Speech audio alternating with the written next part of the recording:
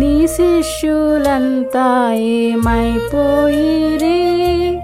నీవు స్వస్థపరచిన రోగులేరి? నీ శిష్యులంతా ఏమైపోయిరి? నీవు స్వస్థపరచిన రోగులేరి? నీ తండ్రి కూడా నిన్ను విడనాడెనా?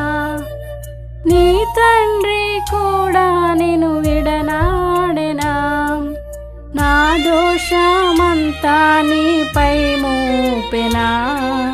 నిన్ను నలుగా గొట్టుటకప్పాగించేనా?